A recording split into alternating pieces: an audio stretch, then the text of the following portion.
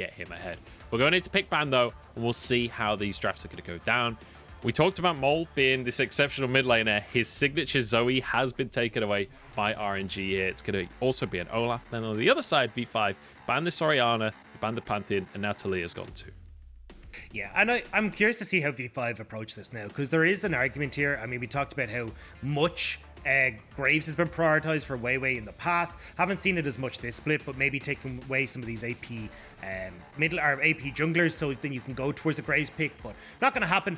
I like the way RNG have gone towards this Renekton though. I want to see it paired with something now like this Nidalee that Wei has had incredible performances on. I love how intelligent Wei is, both with his pathing and also where he can be aggressive. And as we talked about, having the ability to play towards Xiaohu in that top lane is what RNG are aiming for. So the Renekton first pick, which we have seen go towards Cryan in the mid lane from RNG, as you say. There's a lot of swapping and swapping that this RNG roster can do. On the side of E5, though, this Jhin first pick, this was something we saw a ton back in week 1 and 2. It's fallen off in priority, but Y4 leaning towards that comfort for him. Yeah, and I want to see this paired with a strong support, something like a Leona.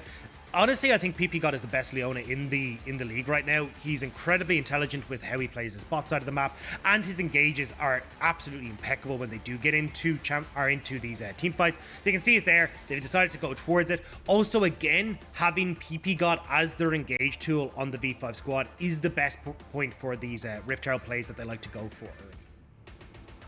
Wei's going to go with this Lilia here, as it was the Leona locked in alongside the Jhin, and then we have a Xayah for Gala, which is very stock and standard for the bottom lane of RNG. Very much looking for the safety in the bottom side so they could scale up, because as we've said, realistically, they don't want to play around that bottom lane. Yeah, they play weak side boss, and it's about having Gala and Ming just kind of do their own thing now. They've been great in actually getting these advantages for themselves, but that's a new tier coming in for Weiwei. This is the second time now we've seen this brought out, and what I love about this Udyr pick is that it gives you the pressure to go for a very, very fast clear and then play towards that top lane, but also start to stack up some of these dragons very early. It's actually very similar to the Olaf pick that they banned away, so I'm excited to see what Weiwei can do. However, I need to see a strong top laner picked up for them. I want to see something like maybe the Gnar for Audi, maybe even something like the Aatrox, but at least something that they can get towards that top lane faster than the Lilia with how quick the Udyr clear is, and then turn that lane in their favor of Audi. So it looks like they may be focusing towards the lane, but Gragas has been taken off the board, which we have seen being one of these incredibly strong top laners, does exceptionally well into the Renekton as well. Akali was removed. I'm going to assume that's from Cryan, but realistically, we do kind of have a mid laner up top in Xiaohu, so any of these picks of the mages can also be top lane bans in this weird scenario. And I mean, the Renekton could even be mid lane as well. I mean, we've seen that flex towards Cryan, so I think they're just trying to cover all bases here as V5. You can see the Jace banned away, just in case there's any shenanigans, especially with this AP jungler there. However, I do expect coming in towards this next pick phase that you're going to be looking at the mid laner locked in nice and early. Now, we've already got the Zoe banned away. The Syndra is the next big 1-4 mole. I would like to see that picked up here. I think when you're running something like the Udyr, engage tools need to be coming in from other areas. We've already got the Leona that can work well with a Jhin, but also that Syndra can cater towards the long range of that AD carry while facilitating that engage as well. Now, from my understanding, and correct me if I'm wrong, that Jace ban would lean towards a Gnar blind pick here, right? Because Jace is one of these picks that typically does well into that Gnar.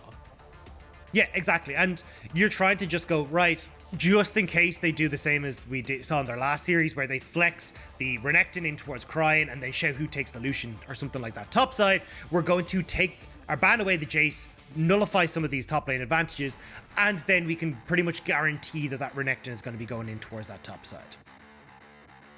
All right, well, over to RNG here as they're locking Alistar alongside the Xayah, and it's I feel like we need a drum roll here as we discover whether this Renekton will be mid, whether it will be top, and what we see for the alternate player. Obviously, a lot of the mid lane is removed. It's going to be the Lucian, so realistically, either could still go to either lane.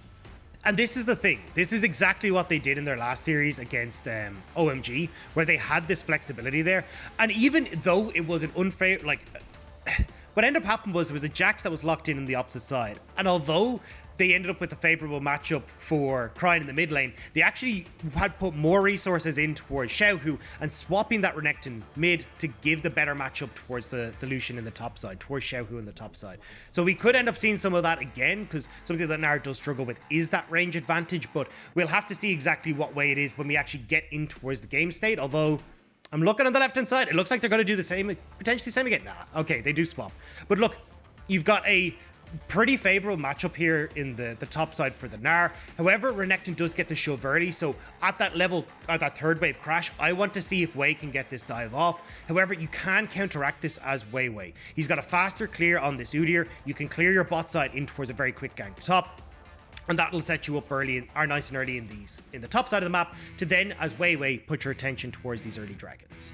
Hang on, Dagda. I think it was 22 seconds on the clock. They swapped things around. Xiaohu looks like he's taken the Lucian to the top lane, and it will be Renekton mid for Cryin once again. And I will say, Renekton versus range, not the funnest matchups ever. I'm not going to pretend I know every matchup for Renekton, but once again, we see Cryin having to sacrifice himself in this mid lane to set Xiaohu up for success up top.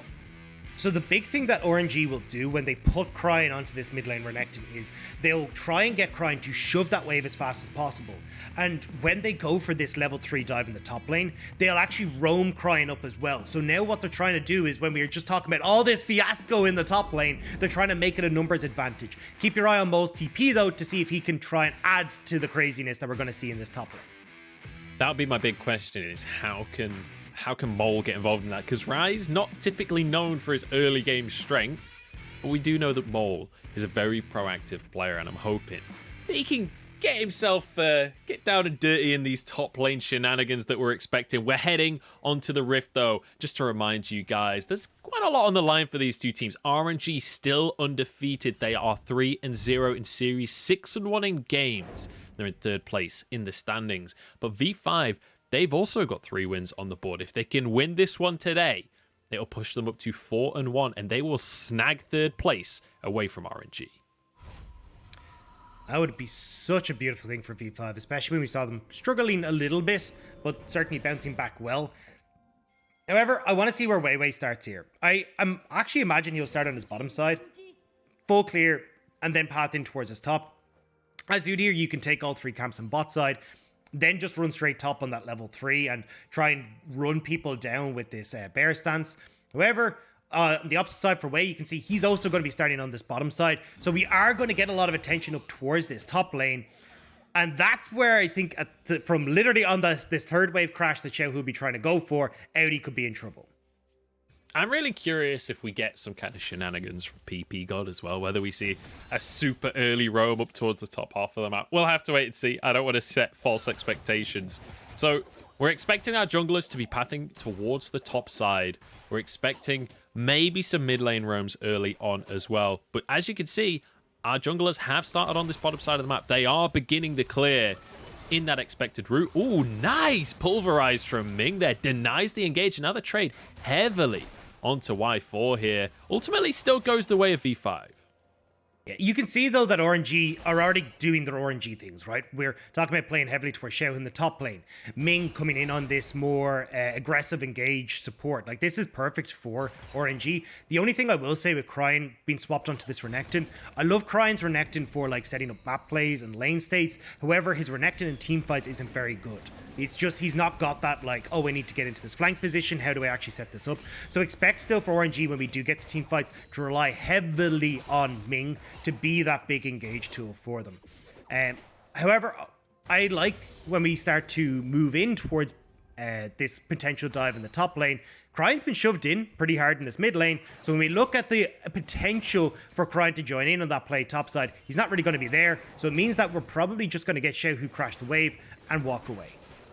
You can see Mole going for an early recall there. Does cancel it in the end and goes back to clearing away the waves. And Wei is going to have a fairly quick clear here as he finishes off about 3 minutes. Wei, a very similar time on this one as the last Krug is finished. Heading towards this top scuttle. Looks like Wei is going to meet him there. We could have the Wei versus Wei battle here in the river. Looks like Wei, he's backing off. It's not going to be even, though. Crying, he only has to manage his health bars, Renekton, whereas Mole, you have to manage... Oh, Audi's getting dived. Xiaohu goes for the solo kill. He's tanked the tower for way too long. That is a questionable decision, but hey, I like the pizzazz. Hey, you get the kill, you deny some of that CS and experience, it's a win for Xiaohu. And honestly, like, Xiaohu is going to be way more impactful in these team fights when it comes from a damage perspective than the likes of Audi is. So I actually like that play. I think it's really smart. And the big thing as well is that by shoving in aggressively, you guarantee that top lane, scuttle for Wei. Wei's also moved in, got that deep ward there for Xiaohu to start playing even more aggressive around. So this is a pretty big win for RNG. So what you're saying is Xiaohu purposely traded 1-for-1 because dying is faster than recalling this early on in the game. I got it. I'm there with you, Dagda. Don't worry about it. Let's have a quick... Sorry, go on. If you deny a few CS and experience as well, I mean, it's all good in my books. I'm happy with that. Xiaohu takes those every single time. Audi does still have his flash, so slight summoner advantage up there as Crane gets a cheeky little trade onto Mole there. I want to recap on the junglers, though, because Wei, he's gone and cleared his bottom quadrant. Now he's recalling to grab himself those, not ninja tabbies, plated steel caps, in fact. I'm trying to battle with years of muscle memory there.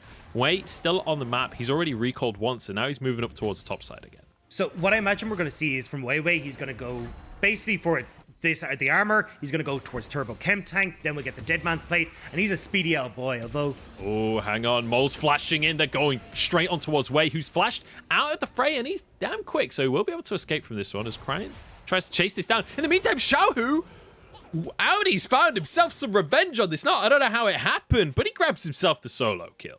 I think it looks like you just got clipped by that boomerang, and with no flash, Xiaohu just gets chased down. So a brilliant job from Audi, who, honestly, we don't usually see these solo kills from. He's usually the more quieter, weak side top laner, but Audi's come to play today, and I love this. And I have to say, we haven't seen any jungle influence on that top lane just yet. Bear in mind, Herald will come up in a couple of minutes, so keep your eyes peeled, because as we said before, that's exactly how V5 plays. Yeah, they definitely do. We're just looking at this top lane play. It looks like Audi just about able to clip Xiaohu with that Mega Gnar. So beautiful kill from Audi. I want to go back to your jungle point, though, because I'm actually looking at Dragon first. Udyrs tend to go for this quick Dragon off their first reset. Now, you've just cleared top side. You're going to be pushing down on this hard on this bottom side as well. And I want to see if Wei is going to try and collect this early Dragon. Now, you do need Mole to get a little bit more pressure mid if you want to go for that, but certainly this could be on the cards for V5 and start stacking those early and try and make that a win condition. Well, Wei is going to be able to at very least trade a Scuttle Crab for it, as Xiaohu and Audi are just going at it. This is starting to feel personal, Doug. This is starting to feel like a little bit of a grudge match. Wei wants to dive this top side. They're crashing a reasonably big wave in, but Audi is on the cusp of Mega Gnar here. Look at Cryin, though. Cryin already getting out of range of Mole. He's starting to move up top side. And Audi, the second he sees that, is like, no, I've seen this before. I know what's happening. He will back off. But look at the amount of CS and experience that's being lost. And again, Xiaohu getting these big early leads on this top side. However, Wei doing a good job of trading this will steal away the entire bot side jungle of Wei and start to get himself a lead again, though. Want to see if he'll take these early dragons, because when you're looking at this 1-3-1 situation from V5, or probably more likely a 1-4 with Mole being the split pusher, collecting these early Drakes just means that you can give across like the second Drake, the third Drake, and delay those timers where you have to actually fight for these objectives and buy a bit more time for this split push to get up and rolling. But it looks like he's not convinced he'll be able to take it, and is just going to back away. Yeah, it feels like he opted into trying to take away some of the jungle instead of going for that Drake. And now we're 20 seconds away from that Herald getting onto the map here. We've set up the fact that that is generally the strategy for V5. And just remember that V5, yes, they win very fast by snowballing through the Herald, but when they're not able to get the Herald and when they're not able to get that early lead, this is a team that loses games exceptionally quickly. So anticipate that the next few minutes should start to speed up when it comes to the amount of action that we're seeing in the game. Yeah, and you can already see those moves happening, right? PP got a Ming, a boat roamed up from bot side. I'm surprised to see Y4 sticking in this bottom lane. Usually they will have just shoved in and then rotate Y4 up with them as well on V5 side, but he's actually sticking around. Now, potentially going to start moving? Yeah, it looks like he is to try and get this numbers advantage. However, look at where Mole is. Like, Mole is trying to clear out this blue buff solo, so this gives RNG a little bit of time and space here to just start this up. Might be able to burst it down before V5 can react. You can see Y4 moving up, though. This is what V5 do every single time. They force a brawl for the Herald. It's down to half already as the mid wave is just going to be shoved out. Y4's moving in. Doesn't look like RNG will finish this off before a fight kicks off. The whole squad is here for V5. You can see Gala is about to arrive as well. We've got a team fight on our hands. Curtain Call goes through. They're trying to get shots onto Weiwei. Not landing any just yet, and the Herald is smited away. RNG get the Herald. Meganar isn't going to be found, though. 1-for-1 start the fight. Round warp out of this one. V5 are retreating, but they're snoozing while they warp. They've managed to get away with it with a 1-for-1 trade, but RNG get the Herald.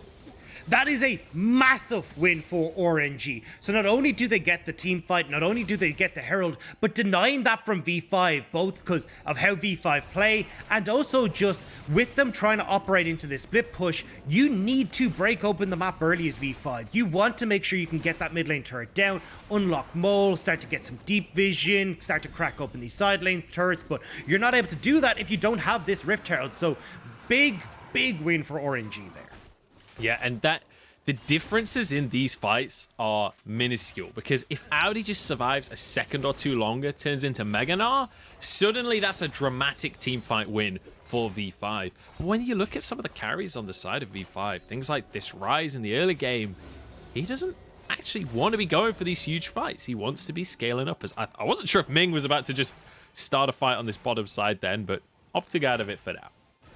Yeah, but you can still see the issues that Gnar is having in the current meta, right? Even though he's our most played top laner, there's still problems with like trying to manage your Gnar bar, trying to actually get into these fights. Like Alistair's got the headbutt to knock you back out. You've got like the self-peel and this Xayah. You crying as well as able to CC you the second you go in. It becomes very difficult for Audi to actually get these big Gnars that you really hope for when you see this pick. And that's why Gnar has turned into more kind of a lane-focused pick rather than a team fight pick. And why we'll oftentimes see like the Stride Breakers over Divine Sunder. And it looks like again in this matchup, we will end up getting the Stride Breaker here for Audi as well to just focus more on this side lane split push.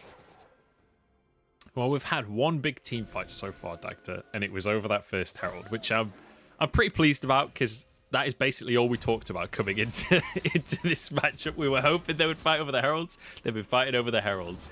However, V5 is a team that almost always wins that fight. Now they've lost that one. What's the next step on the path for V5? What's the alternate strategy? Because we said that they get the Herald, they push through mid, then they win the game. What happens when they don't? Yeah, well, the game plan for them here that you can already see, getting these early dragons, making sure that RNG's team fighting composition can't just force them to play around that. However, I'm going to hold on to my point as RNG playing towards Xiaohu. Who would have saw that coming?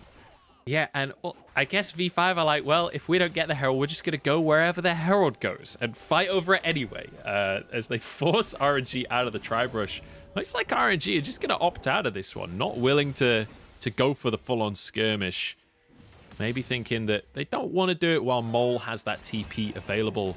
Well, he's going to find a sleep onto PP God here as Ming is ready to follow up. The Slumber Slam is there. PP God is damn tanky, and now he goes straight in. Gnarl onto everybody. Huge fight for V5 started off, but actually their health bars are going down. Jin getting shots in, but doesn't do any damage as Wei flashes out of this one. Audi trying to chase things up. He's in mini Gnar as Wei gets the stun. Crying goes down. Wei trying to gallop away. He's there. The deer and the cow trying to escape through the woods, but the bear is chasing them down. So is the weird yodel creature. I don't know what that one's called, but RNG will escape with that one. 5 for 3 all in all. You can see both these teams have done their homework, right? RNG are fighting for Rift Heralds. V5 are reading that first tower participation for Xiaohu. 100%. They want to again give him all this extra gold, but V5 are in position to fight back. Ooh. Audi gonna take a bit of a back scratcher there, but won't go down. However, the big difference in that fight was Y4's position. Y4 had backed, and it actually started to teeter up towards this mid lane before moving down towards bot side, because he wasn't 100% sure if we were going to get this play from RNG. So great read from V5 to get some of that gold and control of this map back in their favor.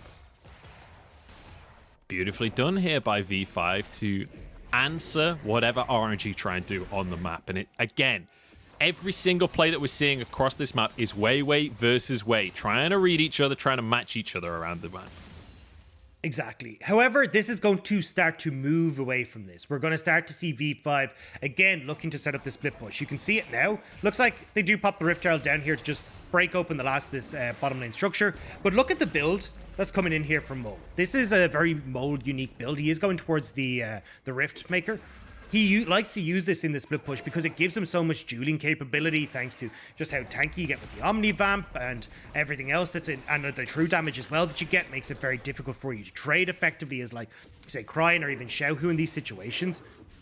So I think we're going to end up seeing them start to continue racking up these dragons, or at least stopping RNG from starting up the third dragon, the fourth dragon, where you really need to fight as V5. But we're getting back to this team fight here, where you can see just Y4 is in a beautiful position. Wandered up mid lane, was like, right, I know that there's probably going to be some funny business happening on this RNG squad. And on the minimap, he was just wandering back and forth, trying to go like, do I go bot? Where am I supposed to be right now? But he made the right call and ends up turning that play around. Yeah, and Garlo was still chilling bot during all of that. But because Garlo is chilling bot, it means that the first tower goes to RNG. And I want to remind you guys of a statistic me and Dagda were throwing back and forth. RNG have a 100% win rate when they get the first tower. V5 get the first tower 91% of the time, but now they're looking for a team fight as well. Teleport comes in, and RNG looking good in this one as PP got forced to flash out. The curtain call is just going to be soaked up mostly by Ming here. Both teams back away for now. Xiaohu arriving from the bottom side. RNG in position to just start this Drake off, and now it's down to V5 to try and face check in. They're not going to be able to get in time, though. Drake goes down. Wei maybe just needs to leave. Audi's about to turn Mega, though. If he can find the ulti, that would be the way into the fight. He's turning into that Mega Gnar. Gala stepping on forwards. V5 opt out of the play.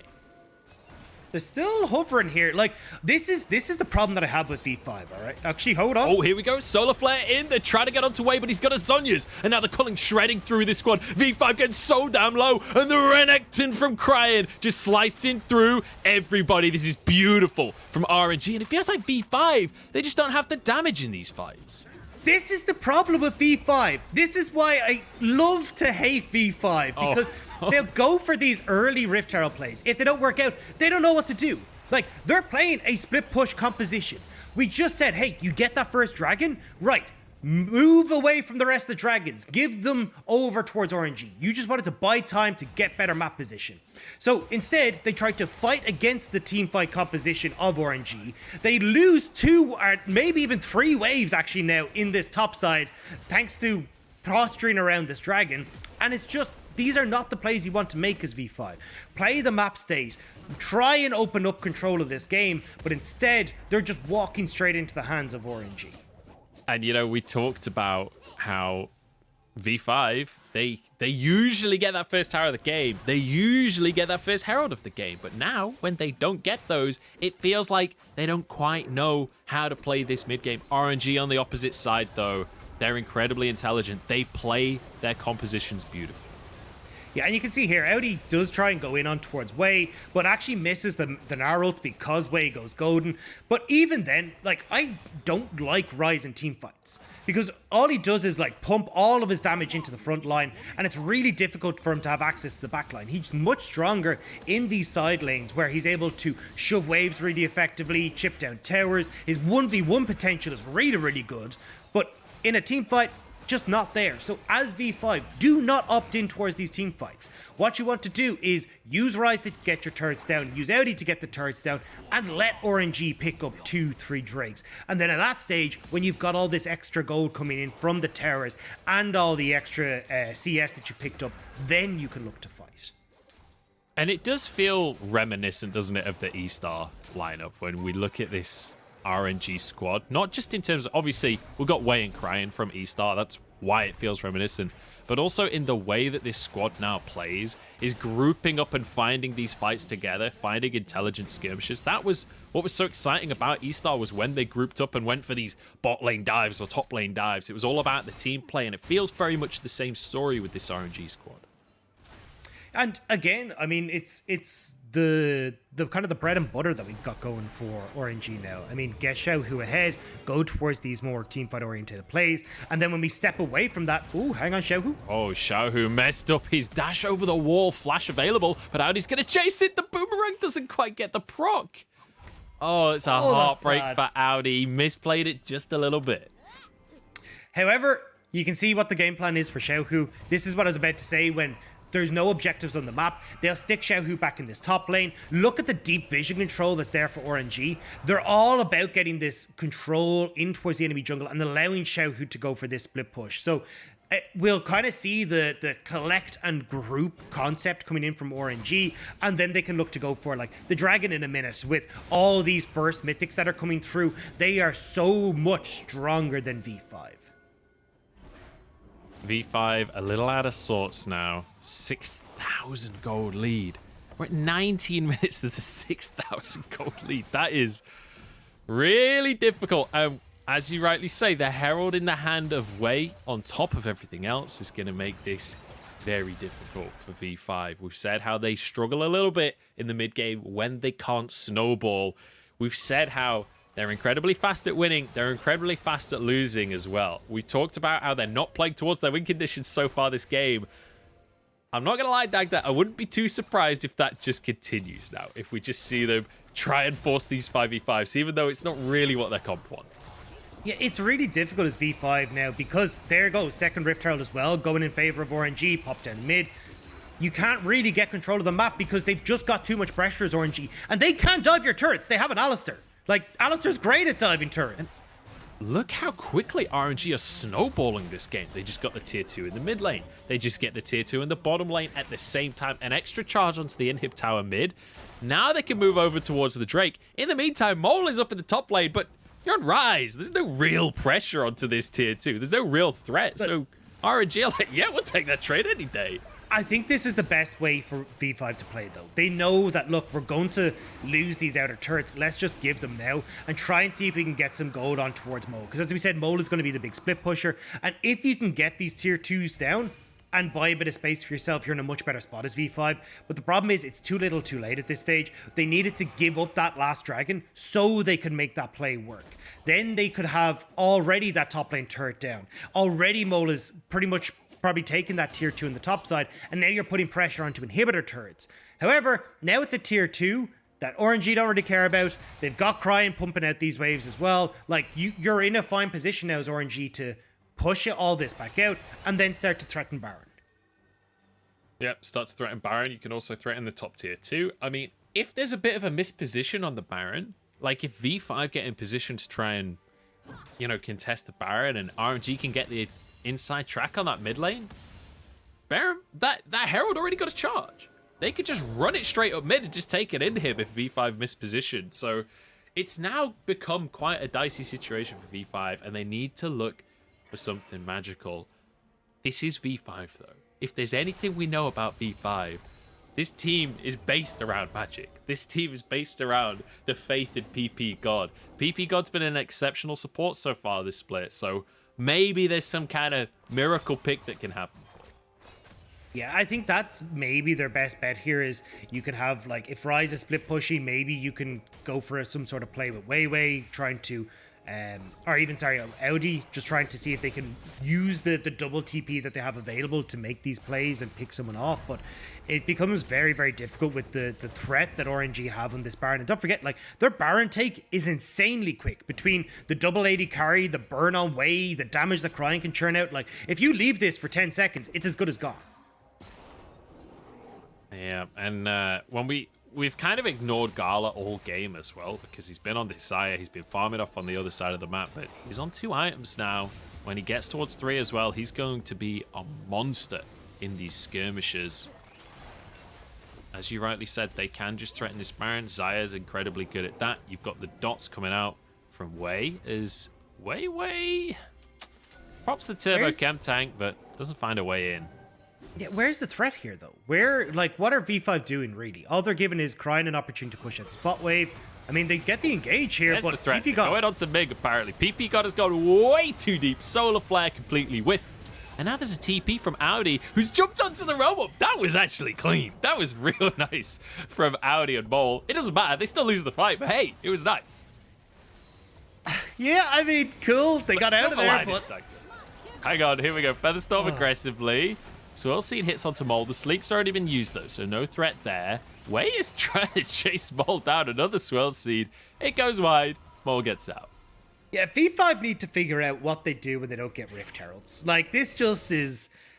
It just seems like they don't know, they don't have a game plan. And like, this all stems back to like kind of two big fights. There was obviously the first Rift Herald fight where Y4 didn't get out of that bottom lane fast enough, which meant that they got the full 5v5 as RNG and won. Where... Hang on. Oh, Xiaohu's in trouble. Flashes away. Mole can't get in range. But this is what I mean. It's that. like, they get to these situations where you've lost that first fight. The second fight where they try and go for the second dragon ends up going awry as well because they're trying to fight 5v5. And now you've just got this massive gold lead for RNG, and they're trying to make desperation plays like this. TP and Mole in, flashing onto Xiaohu, trying to make any sort of pick happen. But now you're just... no TPs available on V5 side, and your flash is now gone on Mole. That's a 2-for-1 summoner trade that they made. Both flashes, and Xiaohu still has his TP, as you just said. Now, RNG can take anything they want. They're even taking these red buffs. PP God going to be knocked up. He doesn't even get to use his Eclipse. Doesn't even get to be the tank. He just gets shredded. And when your tank is that squishy, it's not a good sign, Dagda. RNG get to just move over towards the Baron now. Yeah, they'll be able to absolutely shred this and still be able to fight towards this dragon that's about to spawn in 30 seconds as well. But this is you're just too far gone at this stage. V5 have dug themselves a hole, and now they're desperately trying to get out. All right. V5, last ditch attempt here. Audi's turning into Mega Narf. Maybe there's an opportunity. Doesn't even go into the pit, though. They're just going to fight after the Baron has gone down. I feel like this is not the play, V5. Wei is on the backside, and he's swinging his shillelagh around. The double AD carries come up big. 13-6, and this is clean from RNG. And they're getting everything. They get the Baron, they get the fight. Xiaohu wants to get bot lane inhibitor turret while Wei is going towards Dragon. This is what is beautiful about RNG. You give them an inch, they will take a mile, probably 10. This is what I love about this team. Understanding their composition, how to force you into unfavorable situations, and just how much they can eke out of every little drop. It is such a joy to see. Yeah, the speed at which they snowball these games out of control is honestly so impressive to watch. And, you know, I was one of the naysayers for RNG. I was one of the people that said, you know, this isn't going to work out. Put in a mid laner to the top lane. It's not going to happen, blah, blah, blah. But honestly, it's no longer just like, you know, oh, I'm going to pick Orianna top and cheese. It's like, this is so much more than just a random couple of strats coming out from RNG. Exactly. And look, we're going to get a replay here, but it's a 4 versus 5 fight with the gold lead that RNG have. This was never going to go well for V5. And a lot of this, as we said, stems back to RNG punishing mistakes that V5 made. And if V5 aren't able to play towards their own compositional strengths and are still heavily reliant on this Rift Herald play, that's the problem that stopped them in playoffs in summer. That's the problem that stopped them getting worlds, is that teams figured out, hey, these are just a one-track team. They're going to go for this 5-man play at Rift Herald. We're going to be able to fight them at it. As long as we're prepared for this play, V5 don't know what to do. And again, we're seeing this here where not playing through the 1-4 that we talked about, trying to fight RNG who had a lead and have a better composition for it. It's upsetting to see V5 when I know how many fans have such high hopes for this team. I feel like a huge portion of this loss is down to things like the Rise pick as well, that realistically you don't want to be fighting in the, you don't want to be in these skirmishes when that's the bread and butter for V5. That they want to be fighting for that first Herald. Here we go though, onto the tower. RNG want to end this one. They want to put the final nail in the coffin. Apparently it's Wei's coffin as he's the first one to go down. The Realm Warp comes on through, but it's not going to happen. Third inhib falls. This is going to be game here as RNG push in one last time. Last ditch attempt here for V5. 3 versus 5. And I think that might be 2 in just a moment as Mole's gone golden, but he's gone down as well. The sleep comes through onto Audi, the root, as well as Gala. Finally gets a bit of action for himself. He's shredded them on the fountain, and they're going to shred this Nexus down. A 27-minute, clean, comfortable, dominating win from RNG. And this is exactly what I love to see whenever I watch RNG on this split. is they're playing through Xiao, who you can see getting these very early plays up towards top side. They're starting to get the ball rolling at these early Rift Heralds, taking these very strong fights against V5. And from that point again,